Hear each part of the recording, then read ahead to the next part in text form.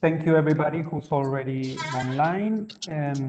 We're going to wait just 1 or 2 minutes before other people arrive, and also people arrive to the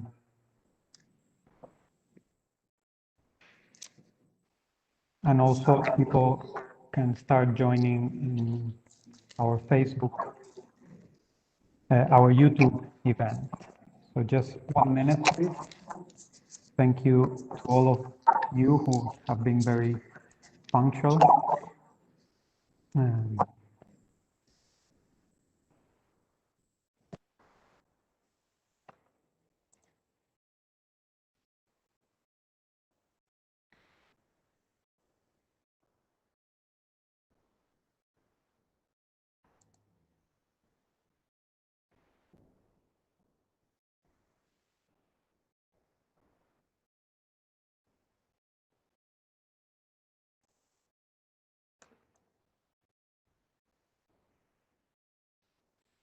Okay.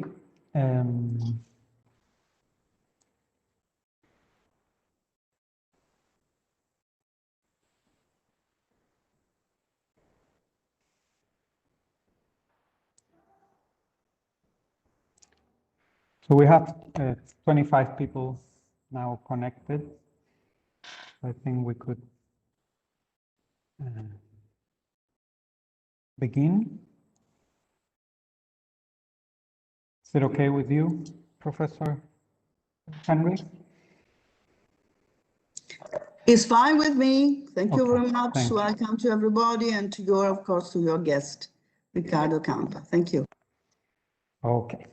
So we're going to begin now. First of all, welcome to the first event of the webinar series between trans and posthumanism, which is organized by the Dirpolis Institute here at Scuola Superiore Sant'Anna. The name of the presentation today is Unlimited Life, the Evolution of an Idea, which will be given by Professor Ricardo Campa from the Jagiellonian University, Poland. I don't know if I pronounced it correctly. And we will also have a comment and discussion by Professor Barbara Henry from Scuola Superiore Sant'Anna. Since this is the first session, and before introducing our speakers, I would like to briefly present this webinar series. And as mentioned, this series is organized by the Dirpolis Institute at Scuola Sant'Anna, and it's coordinated both by Professor Barbara Henry and me. And the series consists of 5 webinars that will take place throughout this year. So here you can see the calendar for the 5 sessions. Already the first 3 before the summer already have dates and time, and for the sessions after the summer we still have to decide for the date and time, but we will let you all know in due time. And the aim of this webinar series is to explore the encounters and differences between transhumanism and posthumanism. These 2 concepts have been gaining popularity in the last decades, motivated by radical innovations in the fields of information technology, robotics, biosciences, etc. And despite some initial common grounds, these 2 terms have grown apart, setting some significant differences in terms of philosophical, ethical, political frameworks. So the idea of the 5 webinars that compose the series is to examine these encounters and differences in a series of different fields: philosophy, ethics, aesthetics, art, media, in order not just to highlight the differences and encounters, as I said, but also to see how this debate has permeated a series of academic and cultural fields. Each session will have a main speaker an invited main speaker, and a discussant and commentator from here, from the Scuola Sant'Anna. So I would like to thank everybody involved in the organization of this event, Professor Barbara Henry, Professor Fiorella Battaglia, also everybody from the communications office and the IT support here at Scuola Sant'Anna, and also to thank all the discussants from Sant'Anna that will contribute to this event during this year. And finally, I would like to thank all of the attendees who are joining us today.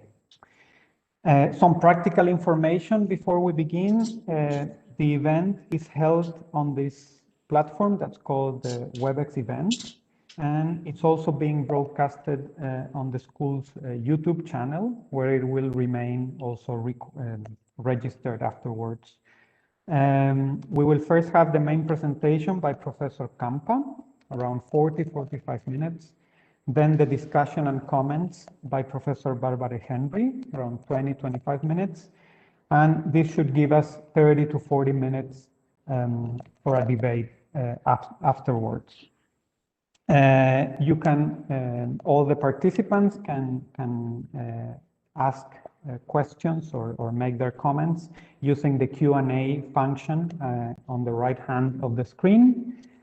And obviously you don't have to wait till the end to write your questions. You can write them whenever you have them.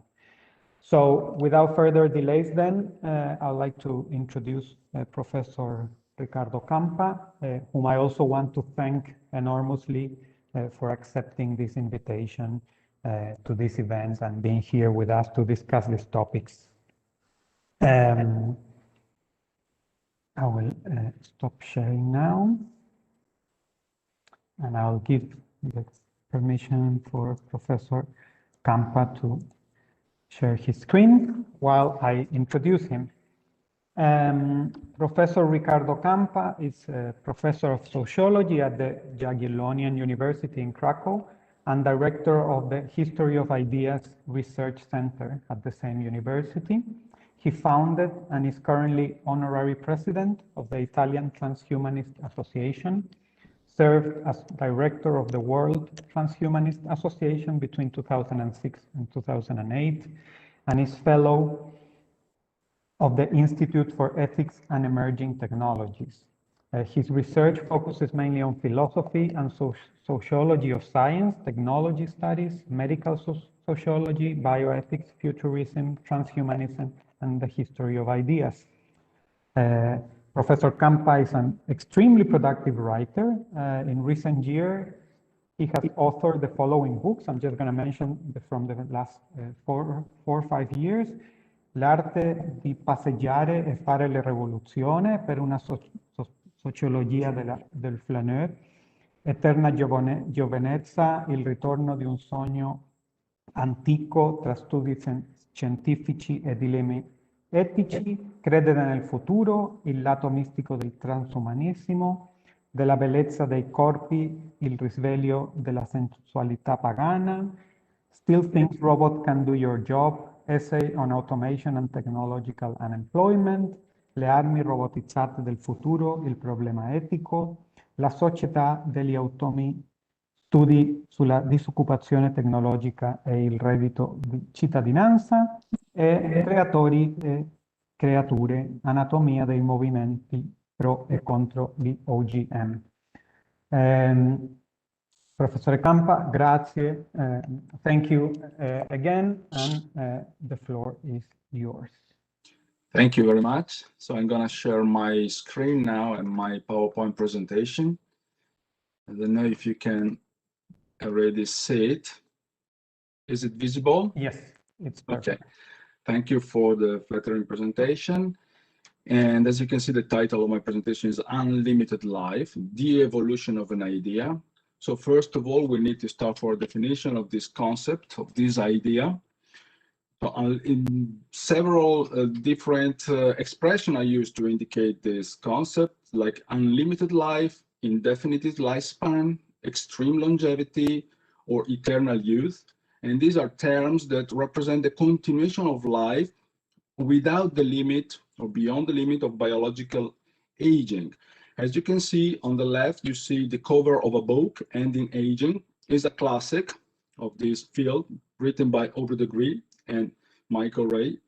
And so you understand immediately the concept of unlimited life is related with anti-aging therapies. It's important to understand that there is a difference between immortality or eternity, which belong to another field, the field of religion, and unlimited or indefinite lifespan, which belongs to the field of science. And the second does not imply an inability to die of other causes. Basically, if we manage to stop aging, it would be impossible to say how long we live. So our life will be unlimited or indefinite, but sooner or later, something may happen that kills us, like an accident, a virus, or a person may kill us, or whatever, or a natural catastrophe. So if you have a look at the back cover of the book written by Aubrey de Grey, you can see that people may live, for instance, 1,000 years. This could be a bit hyperbolic if we consider the state of art of the research in this field now. So it's a kind of optimistic view of the future. Still, 1,000 years, well, 1,000 years, we will have the answer after, during the presentation, because as you can understand, we can tackle this problem from different angles, a different perspective. One perspective, one angle is the technical one. So is this, is it feasible or not? Will we ever manage to solve the problem or not? This would imply a discussion of biomedicines and other related sciences. A second question could be, is it good or bad for the individual? So we may raise the ethical problem. Is it good or bad for the community? So we may raise the political problem. In my present, of course, it would be nice to discuss all these problems, but we cannot have to make a choice. And I decided to discuss this sociological aspect and try to give an answer to the sociological problem, the sociological issue from the point of view of the history of ideas. If you hear my presentation by Claudio, I'm both a sociologist and historian of idea. There's an interesting quote here by Aubrey de Grey, the author of the book. And you can see also the man here, the picture. So the prospect of eventually being able to combat aging as well as we can currently combat most infectious diseases, strikes terror into most people. I don't know if it's true that the majority are against of this idea or it's just a minority. We should have to make a survey to understand it. But it's true, I can tell you that I'm discussing this issue since 20 years, in the last 20 years, and I can observe a polarized response. There are people that are kind of enthusiastic hearing this, about this research, and other people that are very negative and they think it's a very bad idea, again, from political, ethical, or other reasons. And that's exactly the sociological issue. Why do we have this polarized response? Why don't we have like consensus, so a collective conscious that accept this advancement of science as positive? Why do we have like this dissonance or cultural dissonance or social dissonance? So that's the question. I can tell you that the responses are, the criticism to this idea are always the same. So we hear many times this criticism, and the responses are always the same. So basically, there are patterns of defending or attacking this idea.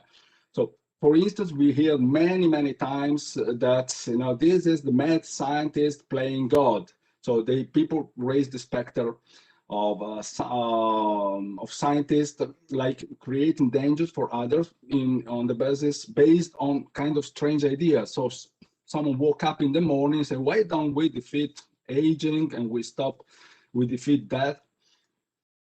And of course, we may have also different answers here. We hear the answers of the atheists. They say, well, if man doesn't play God, who else can do that? But we also will have answers from believers. They say, Deus vult, God will this. So as well as you assume to know the will of God, saying that he doesn't like this, we may assume that God agrees with this, and we will see it during the history of ideas.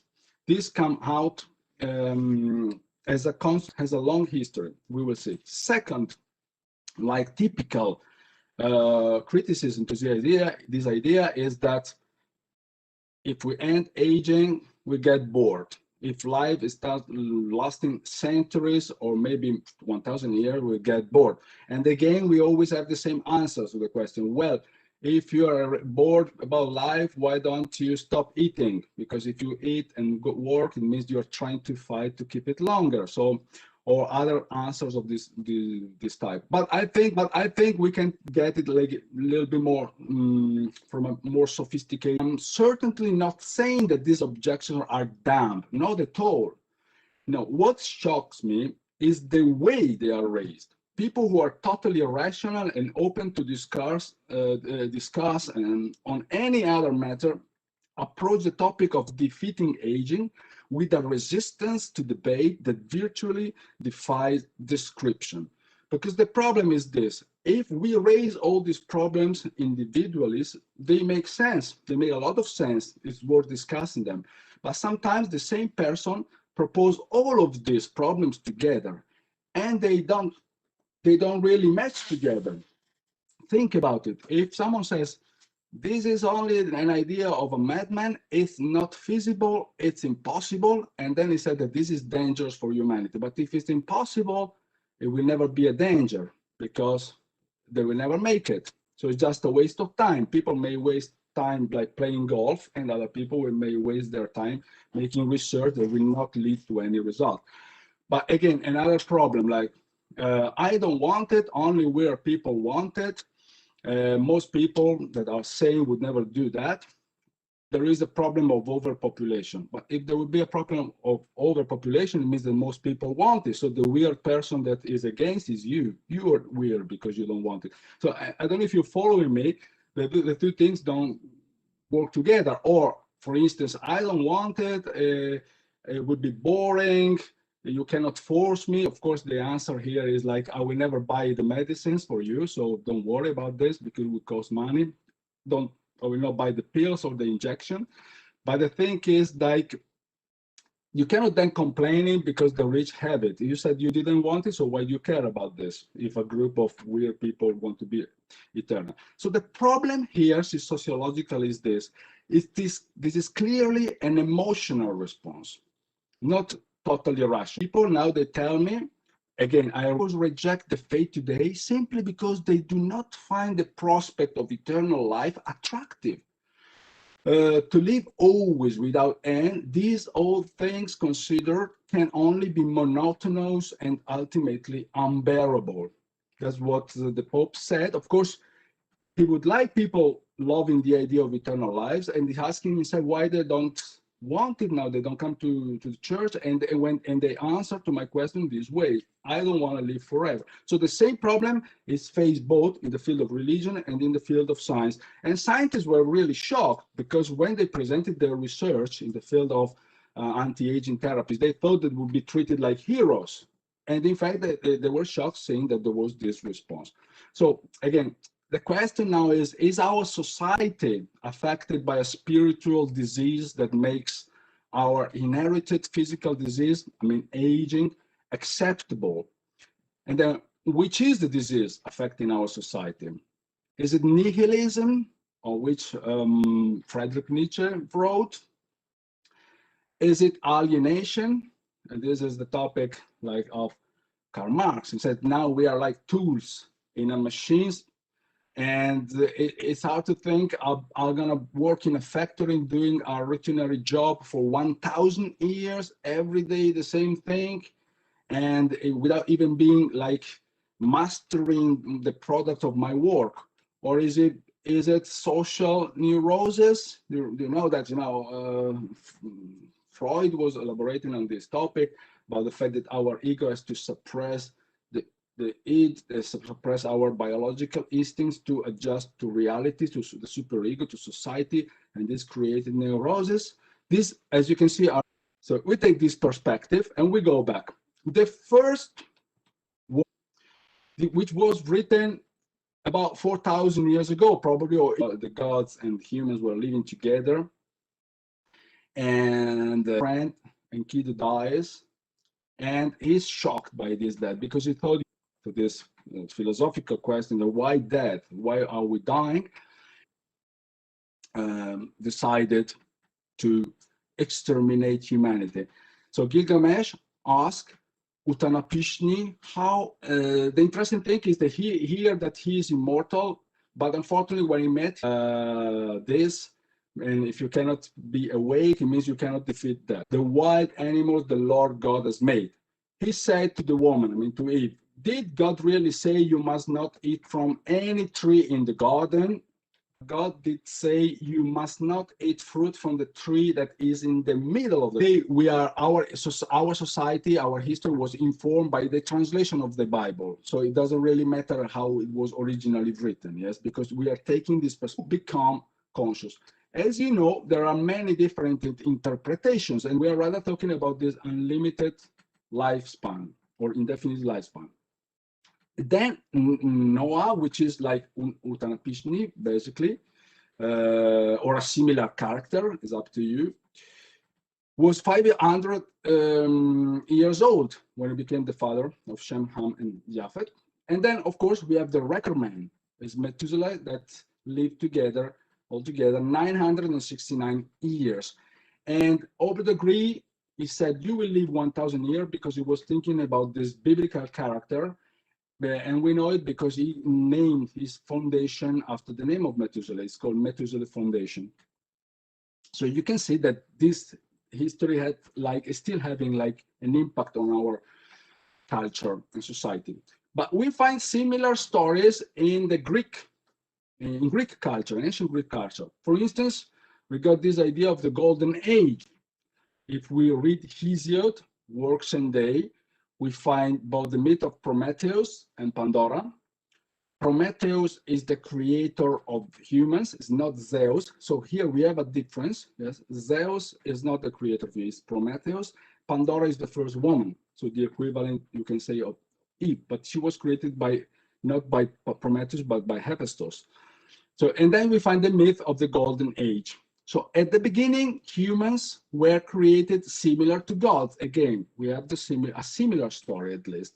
And here we got a quote from Hesiod. So they lived in the golden race at the time of Kronos, when he was king in the sky, so not yet Zeus. Just like gods, they spend their life with a spirit free from care, entirely apart from toil and distress. Worthless old age did not oppress them, so they were eternally young.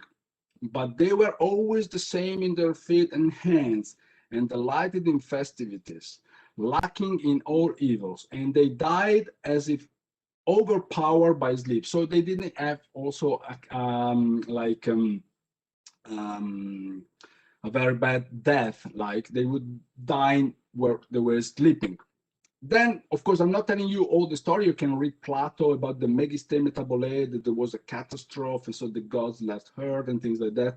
In the Age, of course, the two main sources of knowledge are the Bible and the Gospel and Aristotle.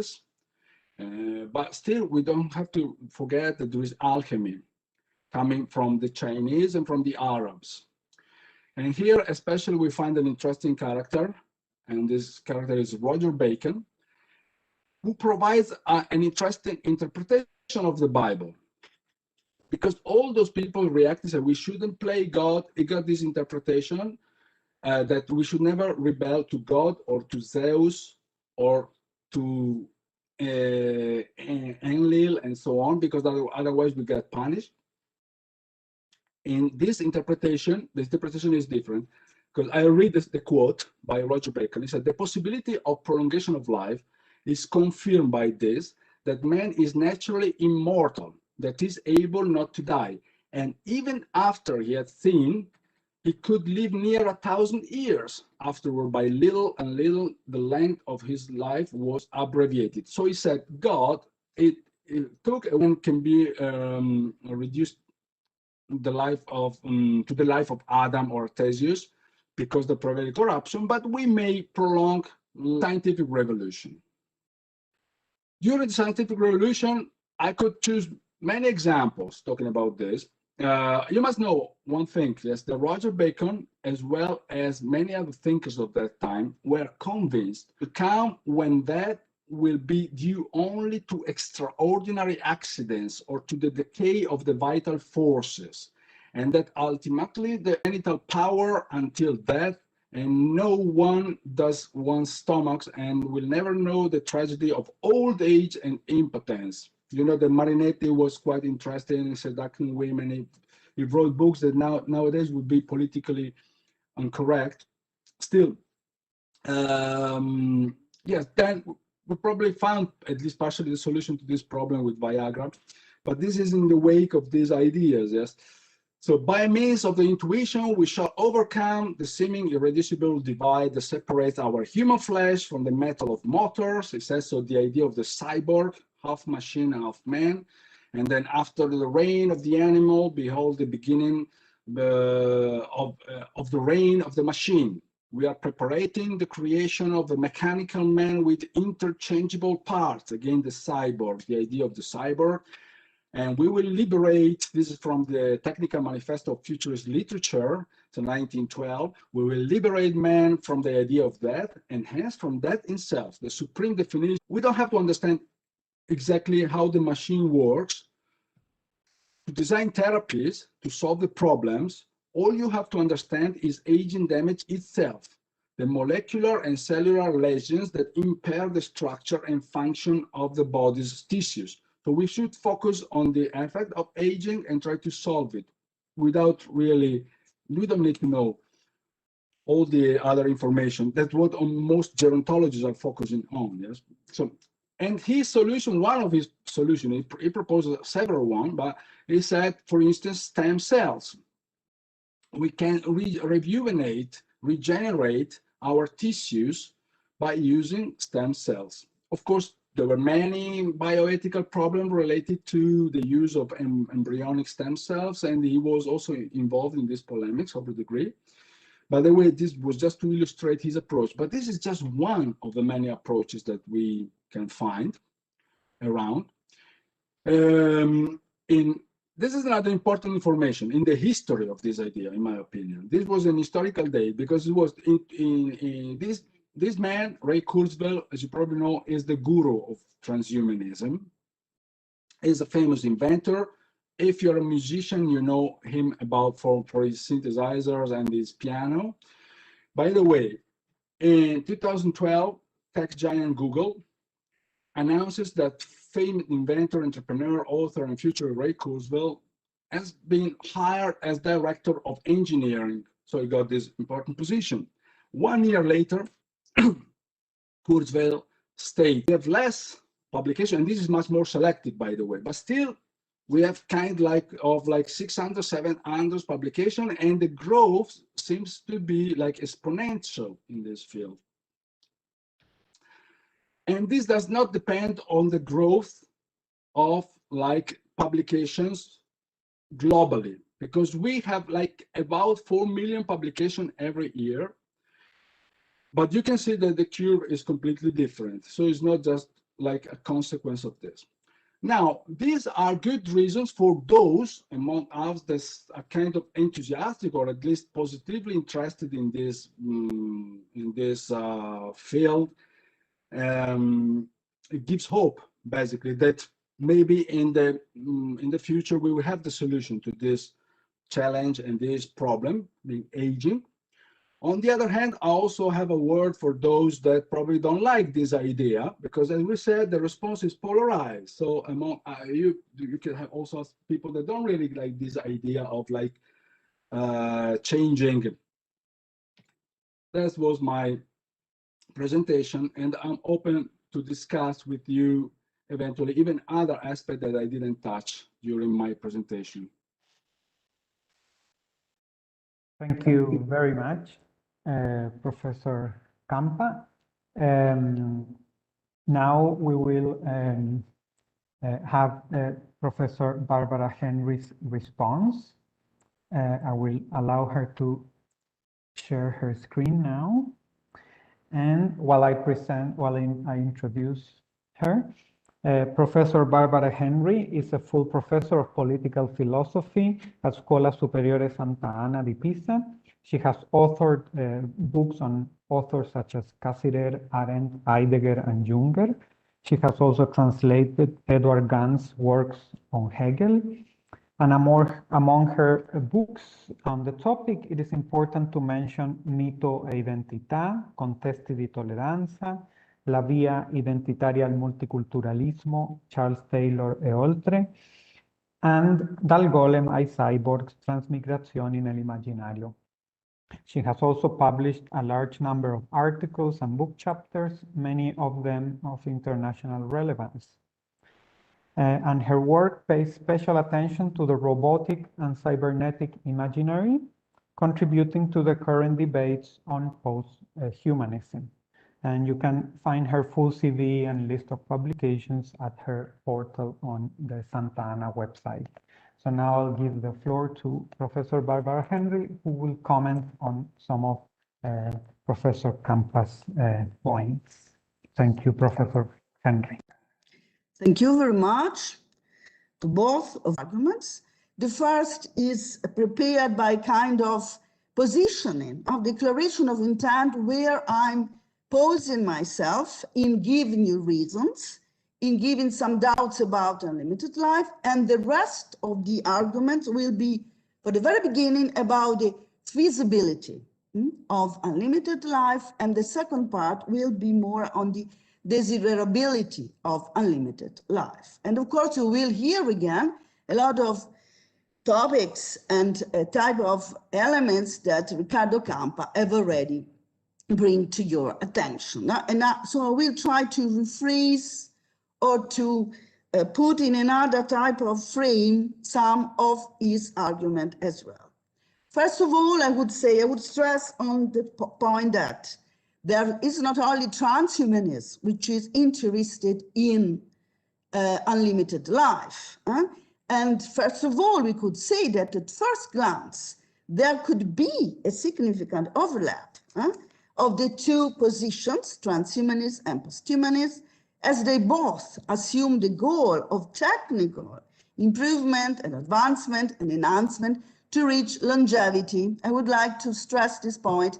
I prefer in my vocabulary to speak about longevity more than a limited life, because longevity implies how to prolong a good life as long as possible and to maximize the extent and the quality of a healthy, worthy life for so many individuals as possible. So we can see that there is some kind of convergence from the side of the two movements, for the side of the two visions, but nevertheless, there is a very big difference, because transhumanism remains anthropocentric, while posthumanism is radically non-anthropocentric. That means non against and without the human, but in a new type of a position of mankind, which is more responsible and eccentric towards the rest of species, data, elements, natural components, and so on and so on.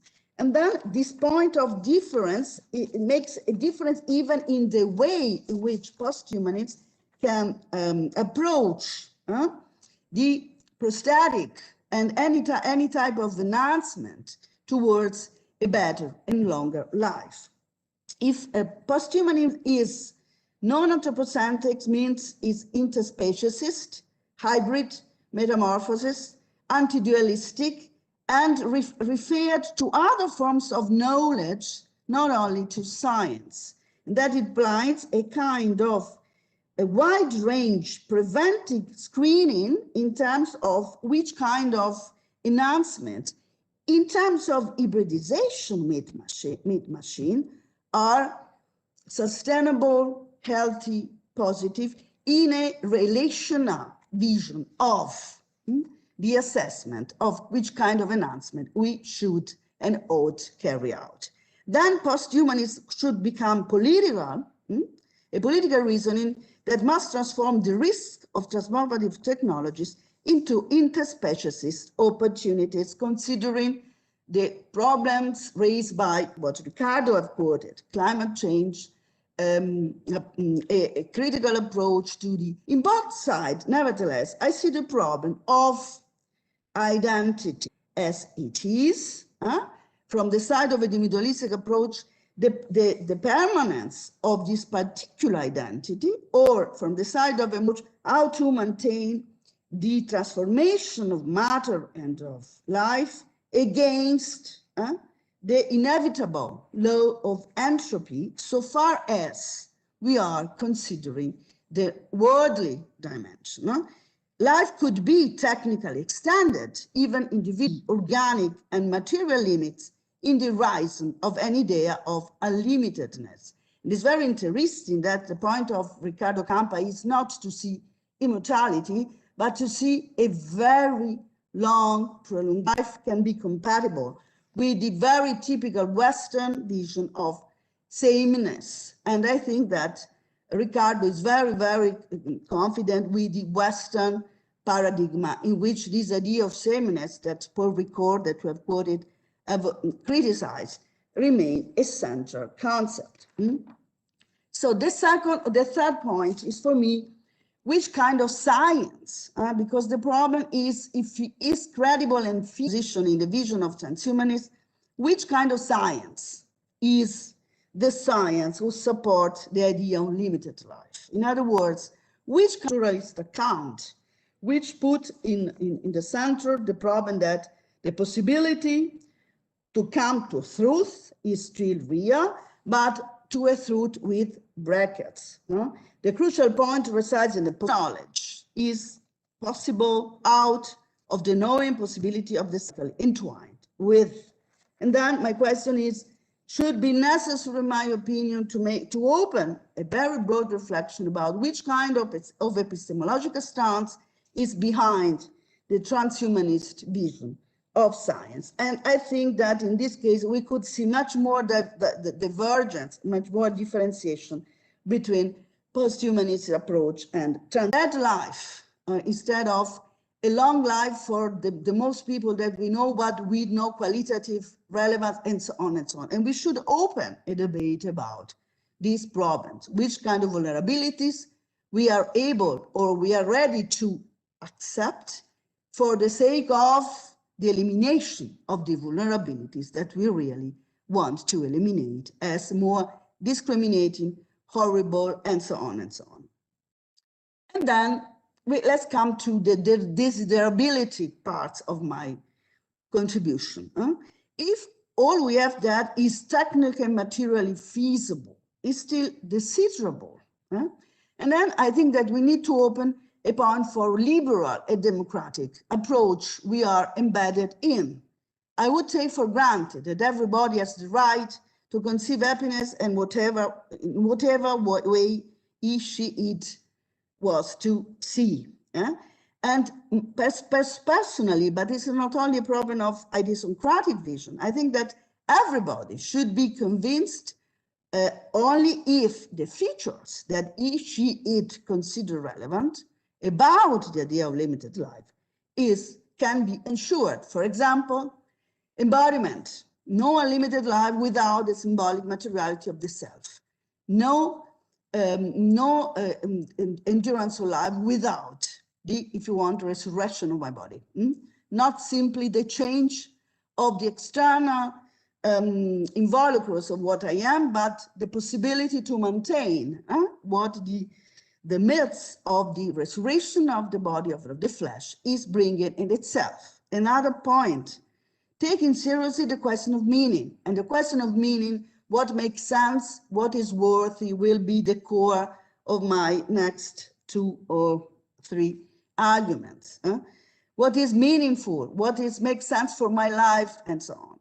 Then the openness to the unpredictability that can be considered from the mystical point of view, from the agnostic point of view, from a very pantheistic or whatsoever point of view. No, I speak about radical openness and predictability, kairos, whatsoever. But the idea, the openness to the vertigo of what is not under our control, for example.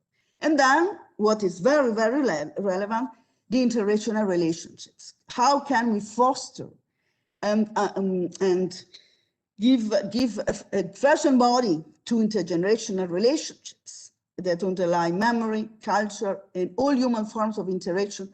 So far, the problem is, so far we are a human or a species which is strictly related to these connections. Of course, transhumanists can say we are going towards a totally unprecedented change, and what we are now will not be in the future. But nevertheless, we have the right to give arguments to what we could consider as relevant even in a future in which the human is something beyond what it is now. And for example, the example of San Junipero. San Junipero is one of the most interesting episodes of Black Mirror, in which this problem, relationships, friendships, love, become one of the experimental crucials for the desiderability and even for the features that we should introduce to make an eternal, in this case, unlimited, because it's not eternal, for making an unlimited type of life worthy of. And then the idea, this is the problem of minimum value, is my own opinion, a pragmatic point of view, in the sense of Kant, in the sense of the philosophical anthropology of Kant. What is relevant for a self-reflective being in search of what ensure and make interesting, valuable their own way of living. This is the point. And then, if unlimited life is possible, even under the above desiderable conditions, in any case, our relation to the world and to others, in a very broad sense, even non-human or non-organic type of beings, would lose meaning and value if you don't insert, if you do not think, if you don't imagine a number of readjustments in order to eliminate what is really not only now, not only in the past, but even in the future, reasonable and interesting and worthy for us.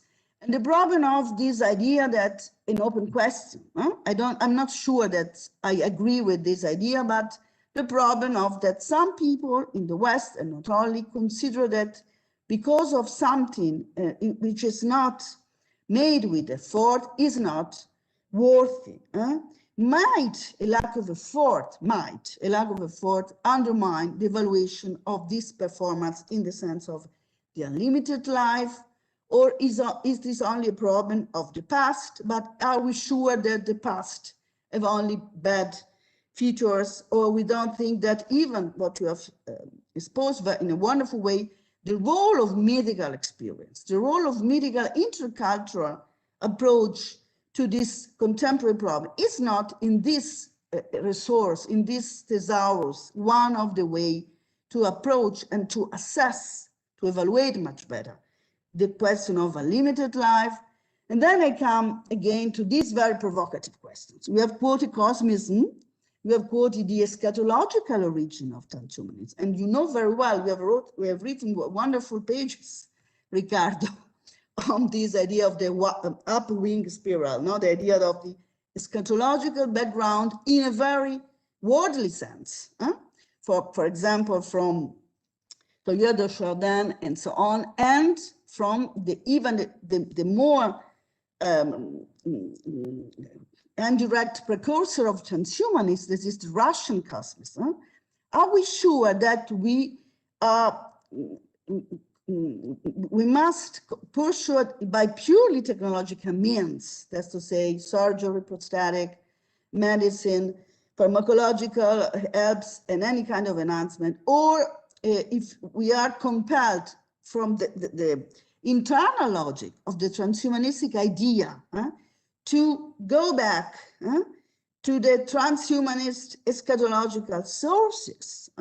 And in this case, would technology play a subordinated role in this case or not? And then it's the provocation, of course, for you, and I'm very interested to hear your response, your reactions, and of course, the response of the reaction of the of the people who have joined us. Thank you very much for your interesting and provocative seminar and conference. Thank you very much.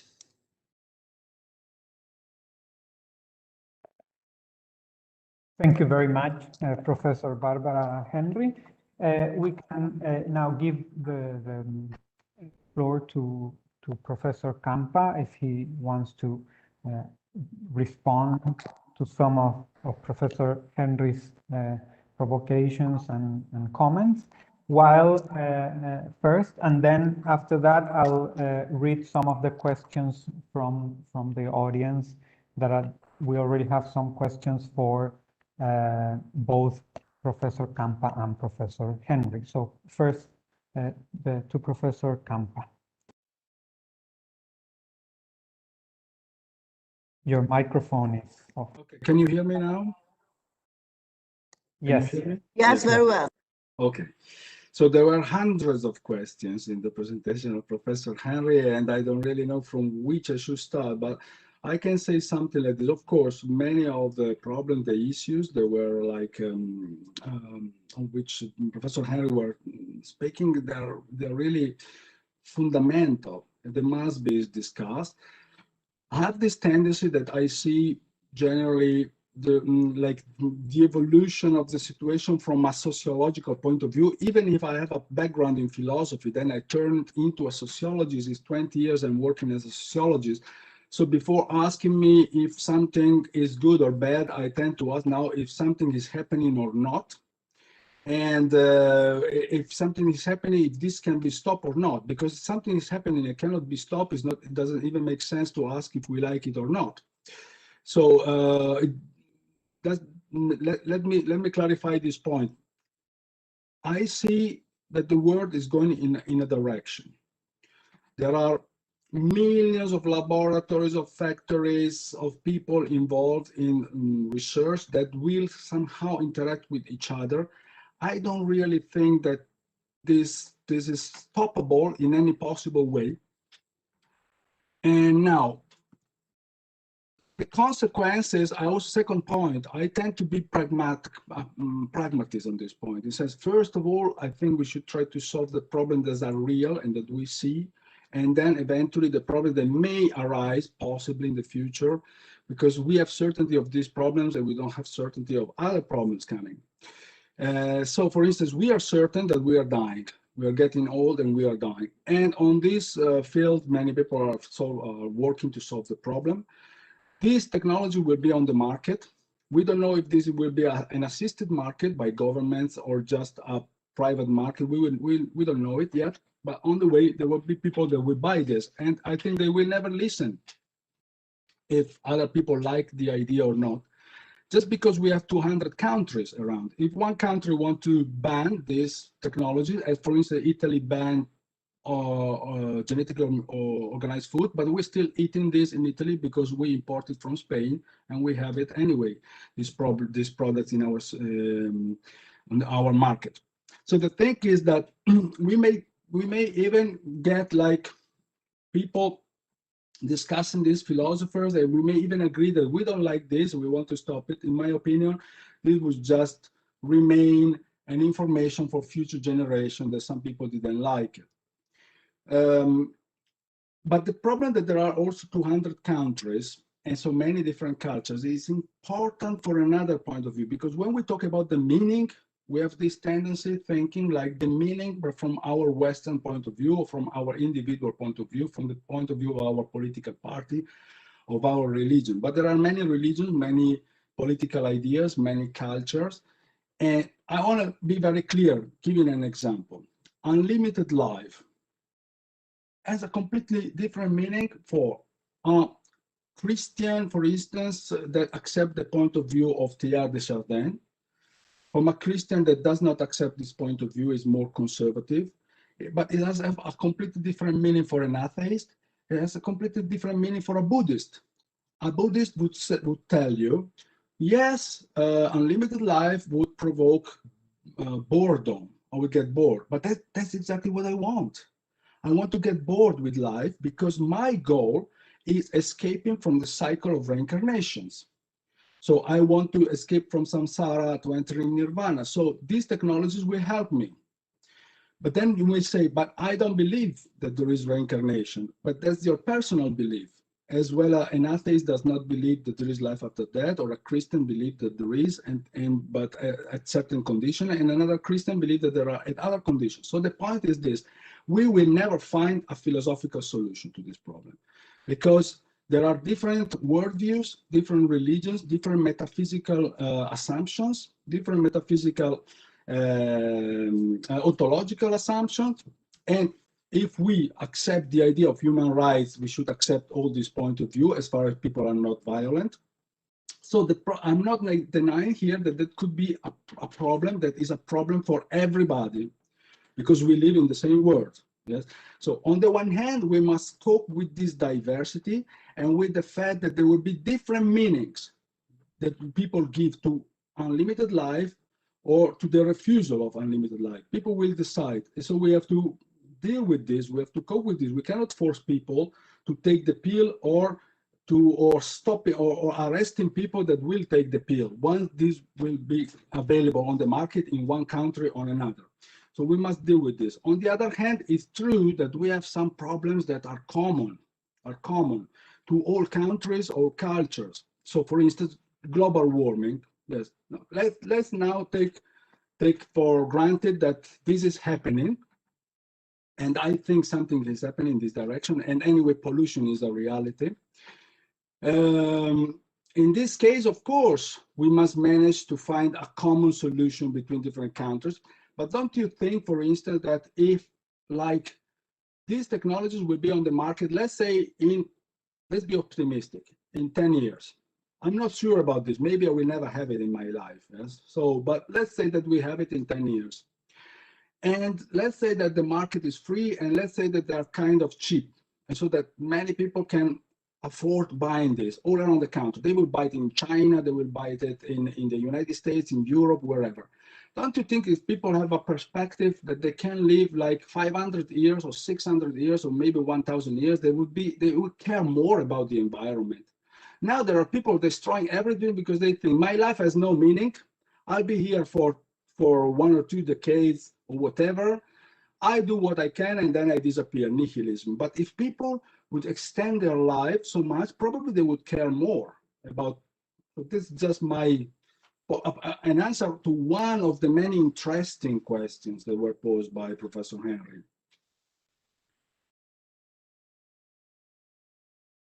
Thank you very much. Thank you very much. But I think that I must wait and for the answers. Thank you very much for your very innovative response to how to cope with the mortality and the announcement of responsibility. Huh? Interesting. I'm gonna read now some of the questions from the audience. First, we have a question from Sakari Makini. Sorry if I'm not pronouncing it properly.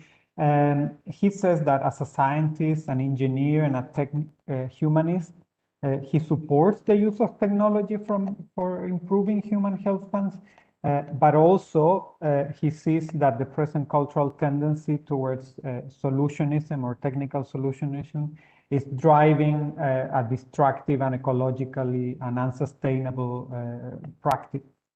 So in view of this, he's asking Professor Campa, what principles would you articulate to extend the notion of transhumanism to include not simply individual human lifespan, but also the collective longevity and vitality of our species and healthy ecology on this planet? I think what you were just saying about global warming sort of touches on that, but I don't know if you want to complement. Well, the thing is this.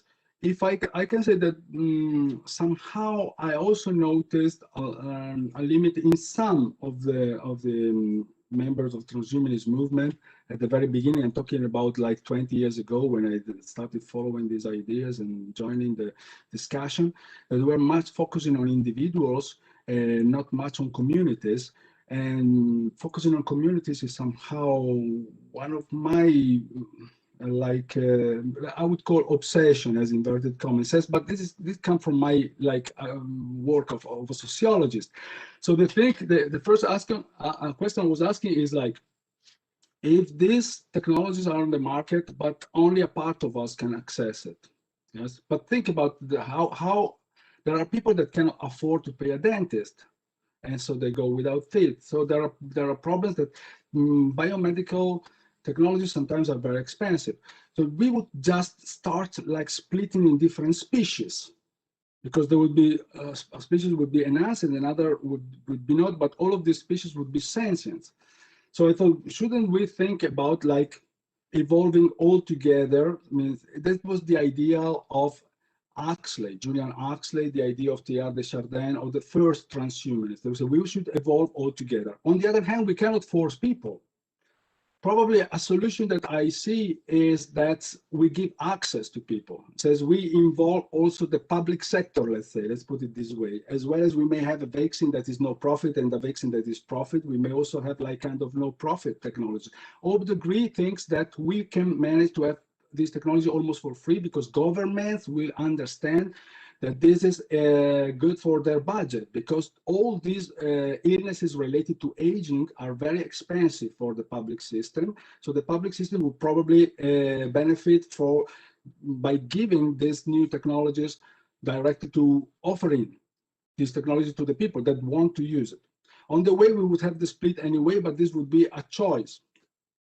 Concerning global warming, I think, yes, I was answering this. In my opinion, if we give this possibility to most people to access, I think at the end, most people will access, even those that now are refusing the idea. This happened with all technologies in the past.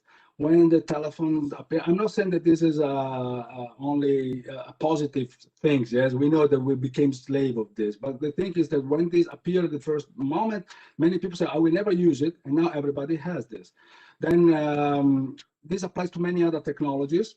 Very often we have this situation that people refuse things because they think they cannot have it. You know, in Italian we say la volpe e l'uva. Yes, so the fox said, I cannot reach the grapefruit, so it means that they are not good.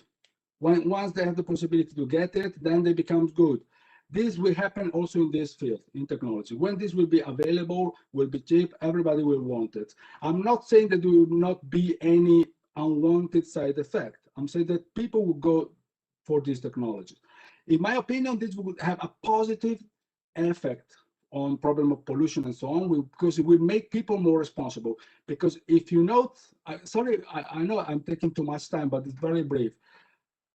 I noticed, I can tell you a very short story.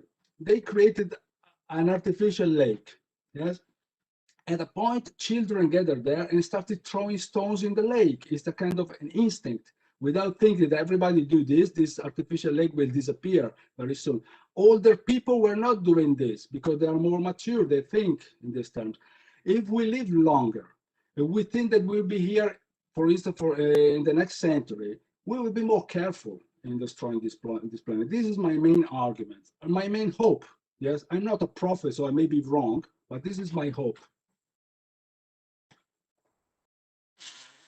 Thank you, Professor.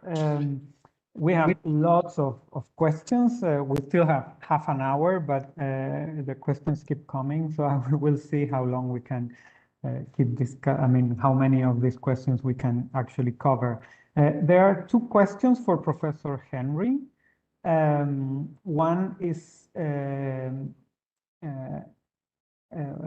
by David Wood. I mean, both are by David Wood. The first one is, he asked if there are some examples in natural species with negligible senescence that would, according to him, answer to the question of entropy. That, for example, some trees can be more than 4,000 years old, but show no additional senescence than younger trees. And there are also examples of whales and albatross birds that do this as well, if that would answer the question of entropy. And the second one is also from David Wood to Professor Henry, is do you acknowledge that transhumanists such as Max Moore, Nick Bostrom, David Pearce, emphasize the adoption not only of the possibilities of science, but also of life-promoting principles and values? Thank you very much for the question. I would say, I would try to cover the first question by focusing on the point that I was speaking about identity, not about the possibility of a species to survive. It's not a problem how to maintain the life of a species on the planet, but I spoke about identity in the personal vision, that's to say personhood, then coherence, stability, endurance, and possibility to be self-reflexive, the same at the very beginning, and even in the sense of group identity or sovereign individual identity. Because of course, in terms of some species, you can see that some species are still surviving on the planet, but they are not able to be compared with the meaning or the sense of identity that I try to sketch. And nevertheless, there are other situations in which materiality tends to lose their consistency, independently from in which species this materiality is posed. It's not a problem to maintain an equilibrium between different phases of the changing of material, but the problem is how to focus this materiality in a particular, could I say, permanent identitarian nucleus or whatsoever. This is why I say this is not the point of my argument.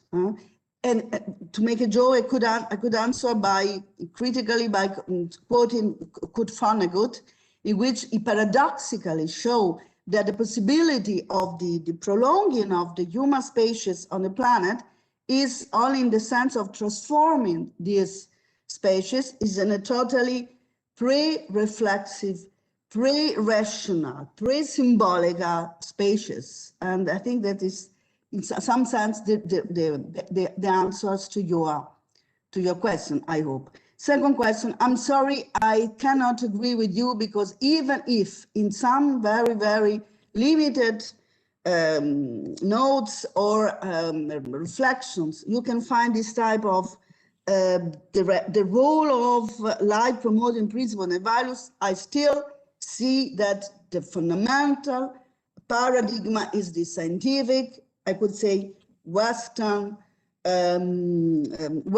scientific paradigm, even before the post-structuralist change of paradigm of the 70s of the past year. So I think that this, what you are trying to let me see, I cannot see this point. I see, of course, this idea, life prolonging principles and values, in the precursor, the eschatological precursor of transhumanism, as Ricardo Campa know very well, but not in the authors that you are quoting. Especially Nick Bostrom is a real representative of the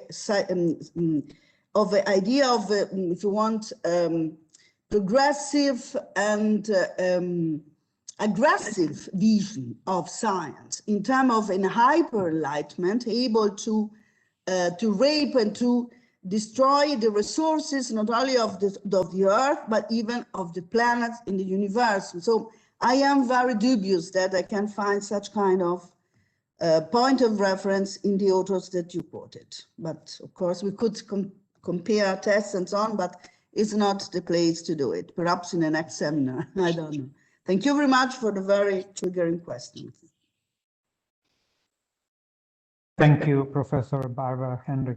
Now we have a question for Professor Campa by Paul Graham. So he's saying your connection of the current transhumanist movement with Italian futurism is very on point and rather telling. When we consider the very clear connection of Italian futurism to fascism and the enduring connection of transhumanism to eugenics, he says, your history of ideas approach does certainly reveal the connection of transhumanist ideas to very long discourses of chosen people, hyper-rationality, and a mythology of a fall from some. assumed Fargo golden age. So he says, I have many questions, but I suppose the one I most want answered would be, how do you respond to the suggestion that transhumanism is the latest label for an age-old dream of the privileged? A speculative and lucrative answer to the question, what can you sell to the man who already has literally everything?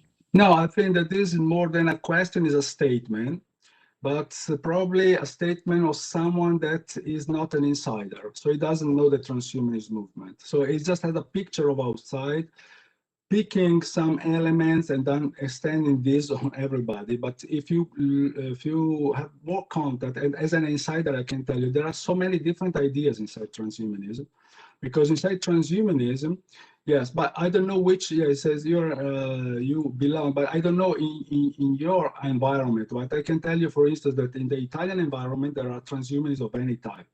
There are communist transhumanists, socialist transhumanists, right-wing transhumanists, true, anarcho-capitalist transhumanists, there was anything.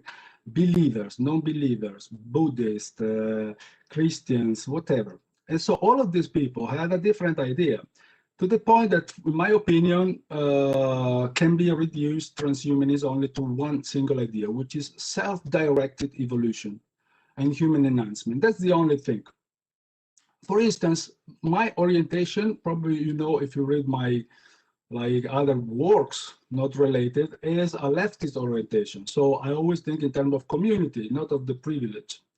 I'm for involving the public sector in producing these technologies and offering this technology. I'm against the idea of imposing, of course, these technologies, but but this is my personal point of view. The fact that I connect to Italian futurism is just because, you know, I'm not that type of person that sees things black and white. He makes two boxes, and then on the box, everything they don't like, and the other box, everything they like. I may not like many ideas of the Italian futurists, but I think that they had this idea of self-directed evolution.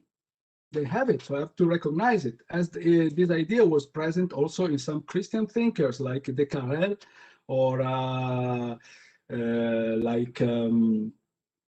Alexis Carrel, sorry, or Teilhard de Chardin. So Teilhard de Chardin was also thinking in terms, yes, eugenics. Eugenics, of course, has an history. It was born in England, this idea. Yes, it was a British idea. It was not like the beginning related to Nazism or whatever. It was somehow imported by other cultures. But this idea was widespread. So Alexis Carrel was a Catholic thinker, and it was for eugenics. Actually, he said that that was his proposal. I totally disagree with this idea. But these Catholic thinkers suggested we should build gas chamber and eliminate criminals and disabled people. And this is something we proposed before the Second World War, yes? So eugenics was also discussed by other thinkers, even by Teilhard de Chardin, but in a totally different fashion, because they were thinking eugenics in a positive thing, so like using technologies to improve people having problems, and not like giving them the possibility to improve. Yes. So these are just, in my opinion, in a very schematic way. You know, you put this and that is right wing, left wing. I don't know. You know, again, Italian futurists, are they fascist? I wrote a few essays about this. At the very beginning, they were like welcoming the revolution in Russia, so in USSR. So are they fascist? Not actually a typical fascist, but what does it mean to be fascist? Because they were fascists, they were monarchists, Catholic, and actually coming from the Liberal Party, and others were coming from the Socialist Party. So there were many different ideas inside fascism again. It's very important, you know, to understand the complexity of all these movements, of transhumanism, of Catholicism. There are many religions inside Catholicism. There are many religions inside, many political ideas inside fascism, many political ideas inside also democracy. So I don't know if I answered your question. As I understand, you don't really like the idea, but we are free. You can stay far from these ideas. This will not like affect. I don't like the idea of a privileged class. Actually, I'm fighting for a no-class society. But this is my personal view. I'm telling you, by the way, that I'm just concerning futurism. I think I don't know if I'm the only one that makes this connection just because I'm Italian and I read those works. Because probably if you ask Bostrom, he will tell you no connection with Italian futurism. If you ask someone else. So you will find different opinions inside the transhumanist movement. There are many, many different ideas. I quite like the idea of Teilhard de Chardin, for instance. Yes, his understanding of evolution, which gives like a mystical idea and is connected with the idea of a collective evolution of all humanity together. Thanks. Now we have a question from Ilaria Sant'Anna, which I think it can be addressed to both Professor Campa and Professor Henry. Ilaria says, a recurring question raised to the gray relates to the risks that a longer lifespan might put before us with regard to the ecological issue and the climate emergency, something that was already discussed.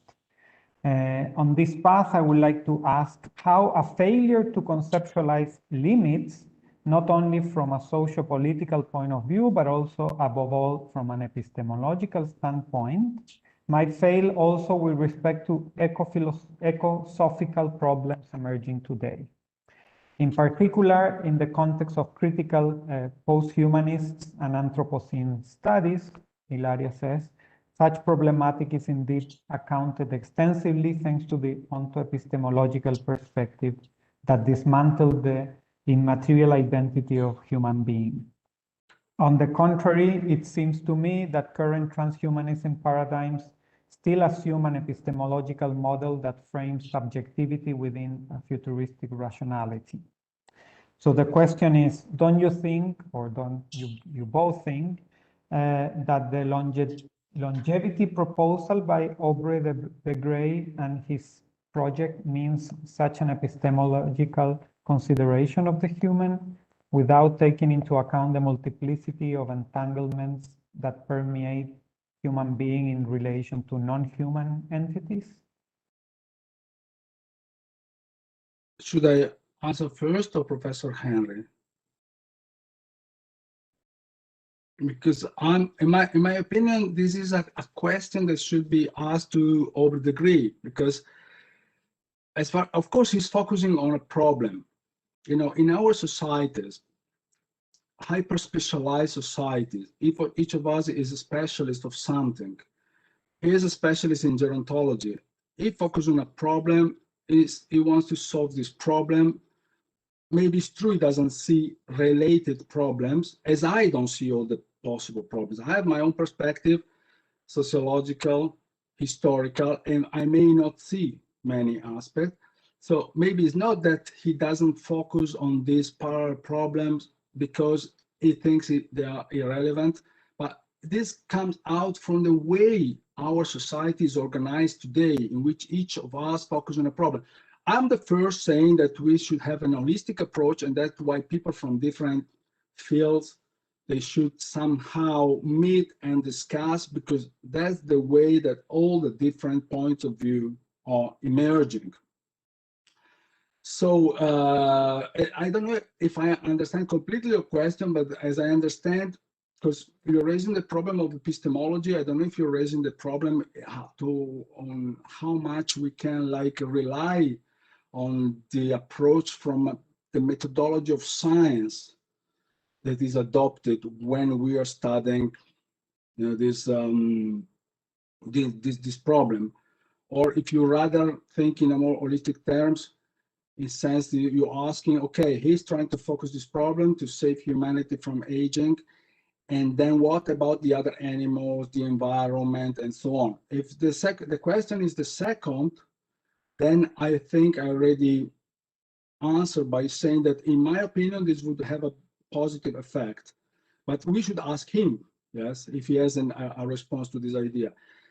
If we're talking about the problem of methodology, so that probably, yes, we are doing research in a way, yes. This relates also to what Professor Henry said, yes, how science is understood by transhumanists. And I can tell you that, yes, probably it's true that the majority of scientists, especially those coming from the natural sciences and from computer science and engineering, they have this view that's kind of related to realism, in the sense they think that science is discovering something real, that atoms are real and all the rest, and so that we can find truth.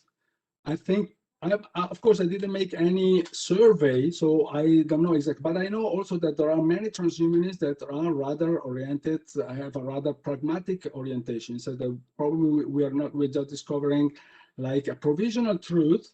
By the way, this provisional truth, which is not an ultimate truth, it gives us the possibility to change something in reality, to have some applications. We are happy with these applications. So we have to be flexible. Of course, the truth may change. We could have another scientific revolution, talking about now, thinking about Thomas Kuhn and so this kind of approach that you find more in the history of science or sociology of science. So there are transhumanists open to this view. Probably they are a minority, I can admit this, but there are. For instance, that's my case. Yes, I don't think that I'm a fallibilist, so I think the science can fail. So there could be mistakes, but what else can we do? We have this approach. It's important that we know about this. Yes, that we don't treat science as religious dogmas. But this is my personal opinion. Probably you find another transhumanist that will tell you, no, science is this is the right methodology, there is no discussion and things like that. But I think in any movement you can find different positions, as well as we have different theological positions inside Catholicism, as I said. Thanks. Should I answer briefly? Okay. So as Ilaria Sant'Anna know, and perhaps other people knows, the guy is not one of my authors, and I can only say that according to a post-human approach, the problem of identity, as I try to phrase in the discourse of transhumanism, is not able to cope with interspeciesism, ecological, ontology, and so on and so on. But what I tried to speak in terms of identity was related to the internal problems of the transhumanist discourse from the side of anarcho-capitalistic or the anarcho-radical individualism till to the more communitarian-oriented transhumanists. This is why I used this internal contradiction in terms of identity for their own discourse. Of course, as by adhering to posthumanism, I agree with you, but not because I can blame the Gray, because I am not good enough in knowing his texts and his works, because again, he is not one of my favorite authors. This is, I don't know if I answer it by making these distinctions and by clarifying even again my argument about identity, the identity issue. I don't know if it's much clearer in this sense than before. Thank you. Thank you, Professor Henry. We have 10 minutes. I'm gonna read briefly 2 questions that were asked by Fiorella Battaglia first, and then Elisa Piras. First, Fiorella asks, very briefly, I'm not going to read the whole question, but she's interested about this relationship between this rationalist approach to unlimited life, and she also is concerned about the question of justice. So she says, we need at once, is this a question, do we need at once that our epistemic conduct should also become more rational, but also more just when we're thinking about unlimited life, or is just a rational question? And I'm going to make quickly also the question by Elisa Piras. She's asking if this is potentially unlimited lifespan would foster more cooperative attitudes or more, or would it make people more prone to self-assertion? What would be like the anthropological consequences of this? Yes. Should I start with this? Okay, problem of justice. Justice is a very important concept here. Thanks for posing the question. Again, my problem, taking the problem from the issue from a sociological point of view, is this: of which justice are we talking about? Because we may talk about like social justice or other types, yes, of justice. So we're talking about social justice. Probably you have different ideas about this, because if you ask let's use this old terminology, but the owners of the means of production, the capitalists, they would tell you that it's just that they accumulate more and more money because this is an outcome of my capabilities. If you ask the workers, they will tell you it's unjust that they take all this money. If you ask Marx how money the capitalists should take, they will say nothing, because all should be in the hand of the workers, and so on and so forth. So justice should be kind of like, put this way, for me is a word that, yes, it has a meaning, but I don't know if I understand it as you understand it. So basically you should elaborate more and tell me what you have in mind, what type of problem you're focusing on. Then I could give you an answer, because if you're talking about, like, again, social justice, that would be my personal answer. So not the answer of a transhumanist, yes, not the answer of a transhumanist. Transhumanists may have different answers on this point. As I said, there are many different political views. In my opinion, it would be unjust, for instance, that these technologies, when available, are only for the rich, just because we develop a system in a way that just like comes out of like 30 years of privatization where the public sector has no role and so on. But this is my personal answer. So I don't know if we are talking about social justice or we're talking about another type of justice, civic or whatever. If you could like specify.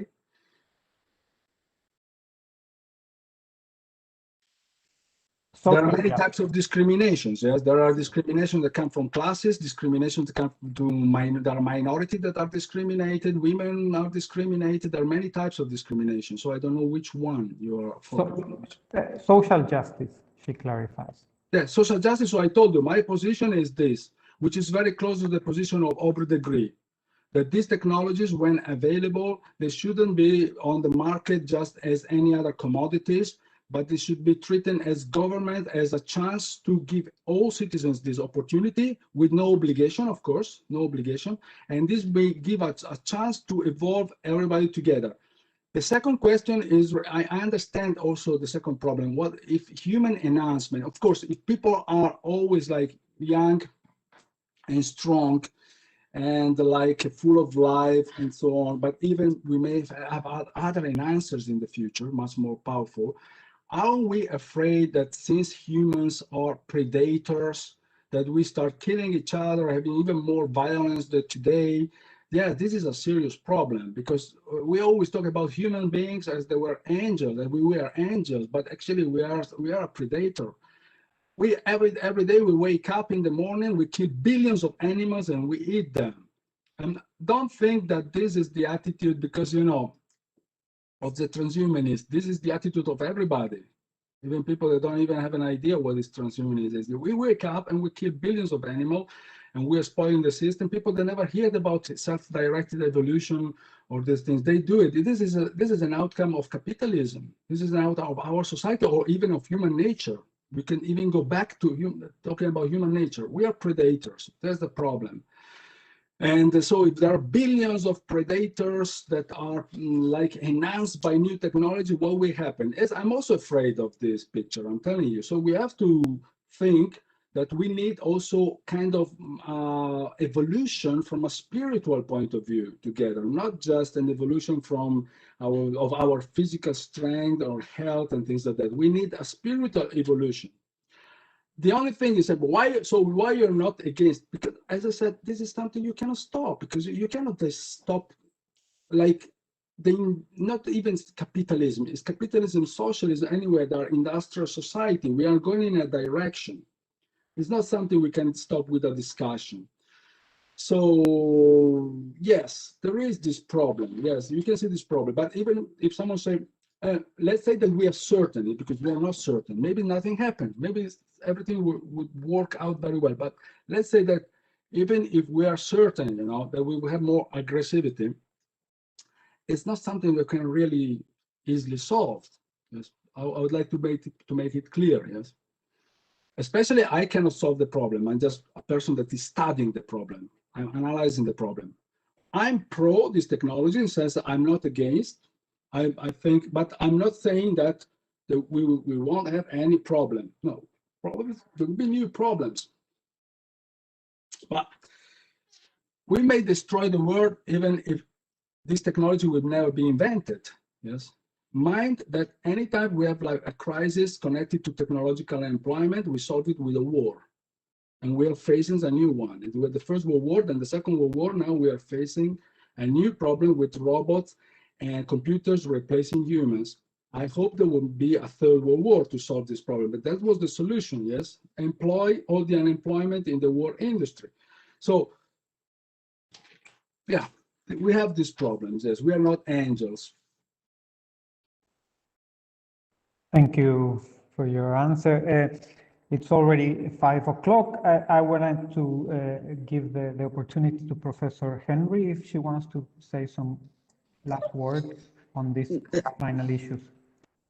If I could very briefly, I really think that we should reframe and decenter the question of justice as well. The problem is, according to me, if you don't adopt a more critical posthumanist political approach, we can fall in the trap again of even involuntary superomistic consequences of a more still anthropocentric vision about justice, equity, and so on and so on. And we should reframe and decenter all the lemmas of the political vocabulary, especially of the West, not only, but especially of the West. And this is an open program, and I think it is a stake because we need to really try to reverse the tendency to the self-destruction in terms of this dissipative vision of dissipative vision of justice, in the sense that I get something from somebody of something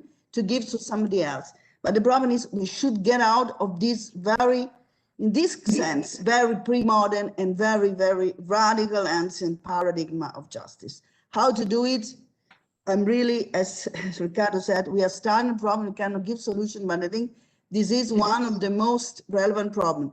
Deontologize and decentralize even the question of justice, so far as we are in the condition of doing, not without human, but changing completely the role of human in the cosmos and in relation to other things, beings, entities, and so on and so on. And this is, of course, could be, Fiorella Battaglia could be very happy about it. It could be a very utopistic program in this sense, but I think we should even try to reframe the vocabulary we are using now in terms of such relevant issues like justice. I don't know if I have added something to this point. In this case, I say thank you very much to Riccardo, and I mute myself again and let the last word to Claudio. Thank you, Professor Henry, and also thank you very much, Professor Campa. This is obviously a very provocative and interesting topic, and we could discuss it for longer. I'm sorry for all of those who participated that they didn't have also the chance to read all your questions. Again, I'd like to thank Riccardo and Barbara for your very, very interesting presentations, and everybody who participated with their questions and comments. Also, I'd like to invite you to continue following our